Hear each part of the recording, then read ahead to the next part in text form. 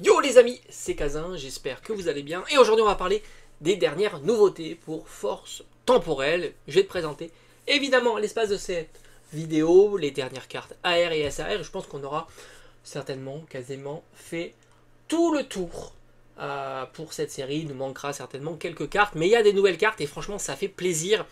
C'est une série qui, à mon sens, sera vraiment super sympa.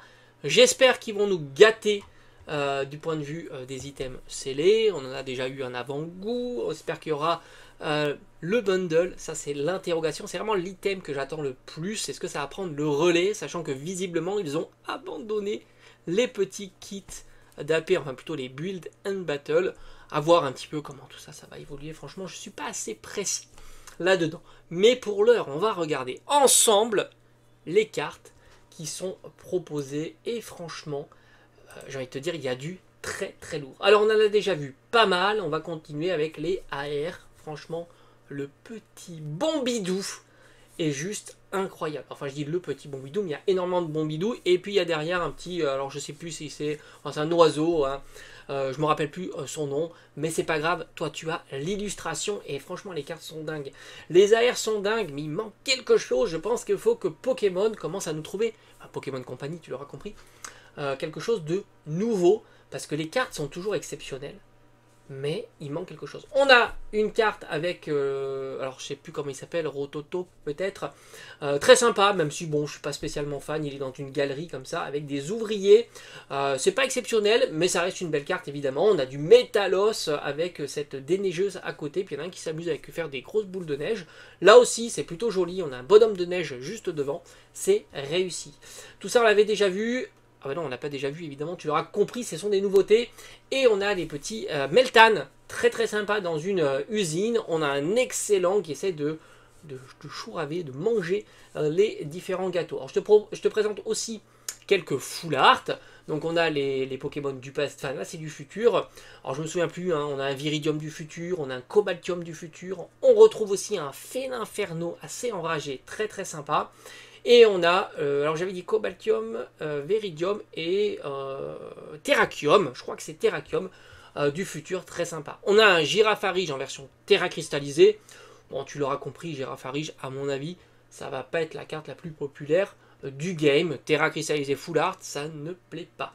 Cisaiox, bon Cisaiox il me fait penser à des illustrations qu'on a déjà vues dans Épée Bouclier, début de bloc, on doit être sur du style peut-être du Clash des Rebelles ou du Ténèbres embrasé, si je dis pas de bêtises. Après, je te présente évidemment les quelques full art dresseurs. Ce ne sont pas des cartes qui me captivent énormément, et à tous les coups, on les aura pour pas très très cher.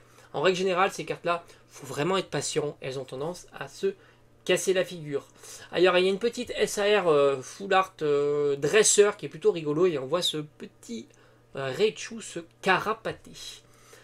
Après, alors il y a 3 cartes gold, je crois que je te les avais pas présentées. Bon, les cartes gold, tu le sais, c'est un format qu'ils devraient abandonner.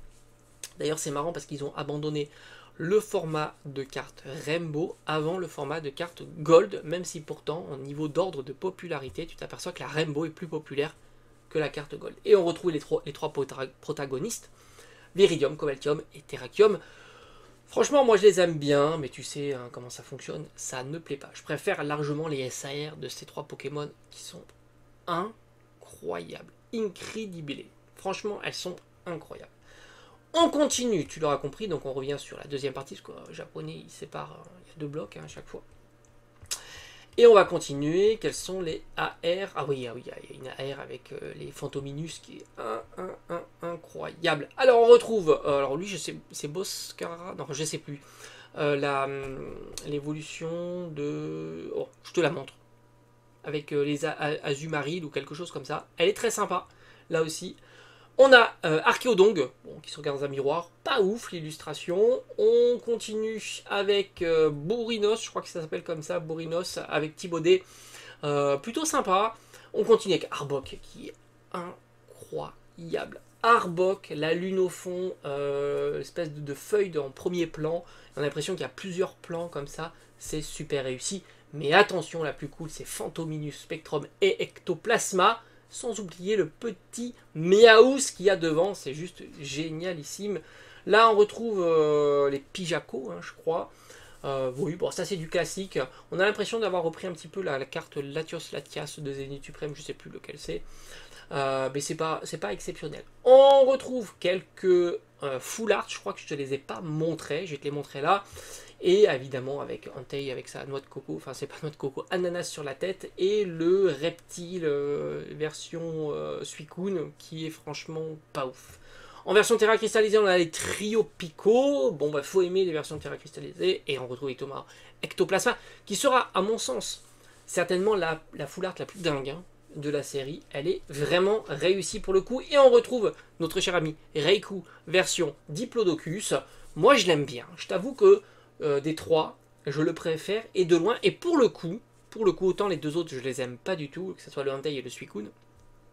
Pourtant, Suicune et Entei sont des Pokémon que j'aime bien, surtout Suicune. Mais Reiku en version, moi j'ai pas envie de dire girafe, mais j'ai envie de dire plutôt en version Diplodocus, et ça lui va très très bien. Et je suis plutôt conquis en fait par cette illustration. Je te montre évidemment les différentes cartes dresseurs. Les SAR, je vais te les remontrer un des trois Pokémon là, du passé, qui sont quand même sympathiques. Les SAR sont toujours travaillés, donc c'est plutôt sympa. Après on a une carte dresseur SAR, et on a évidemment les trois cartes gold avec les trois Pokémon Entei, Suicune et Reiku en version du passé, préhistorique exactement. C'est pour ça que je trouve que Reiku, pour moi le Reiku ça marche. Autant le reptile et l'ananas, je suis plus mitigé. Autant te dire que moi en tous les cas, cette série me plaît beaucoup. Elle me plaît beaucoup et ça donne un petit peu de souffle par rapport à Paldea. Et c'est ce qui a manqué à Paldea. Moi, j'ai pas compris pourquoi. Ils nous avaient pas. C'était pas compliqué. Hein. Ils nous rajoutaient, allez, 3 SAR Pokémon. 3 SAR Pokémon. Et quasiment c'était torché. 3 SR Pokémon. 3 AR Pokémon. Et quasiment là, t'avais une série qui valait le coup. Mais ils se sont dit non. Non, non, non, non, non. Et quand tu vois EV5, j'ai envie de te dire, EV5, c'est quand même très très bien foutu. En tous les cas, c'est mon avis personnel, mais il y a énormément de cartes qui me plaisent, dont le Ectoplasma, tu l'auras compris, mais aussi, il ne faut pas la sous-estimer, le Reiku, que je trouve au final plutôt réussi. On verra. Alors, j'ai envie de te dire, petit avis perso, si je pouvais être à contre-courant, ça me va. Parce qu'à tous les coups, je l'aurais pas. Enfin, je vais pas faire beaucoup d'ouverture là aussi, parce que c'est un budget, hein, faut pas croire. Un Pokémon, c'est très très très cher.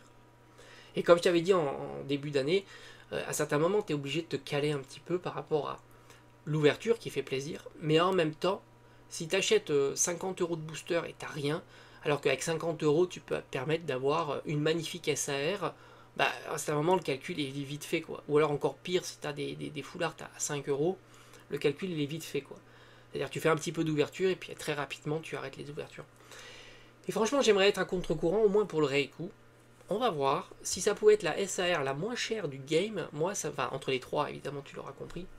Moi, ça me va très très bien. Quoique, visiblement, en SAR, tu me diras, il y a du potentiel, il y a du lourd quand même en SAR. Parce que les versions Viridium, Cobaltium et Terrakium, je les trouve vraiment incroyables. C'est pas tant les Pokémon que je trouve incroyables, mais c'est le chara design de la carte. Les décors au fond, c'est ultra ultra réussi. Bon, j'ai terminé avec ça. Je pense que je ferai pas une autre vidéo s'il y a 2-3 cartes qui ont fuité. Je pense qu'on a vu l'ensemble des vidéos et ça suffit largement. Dis-moi un petit peu ce que tu penses de cette série là et on se dit à très vite.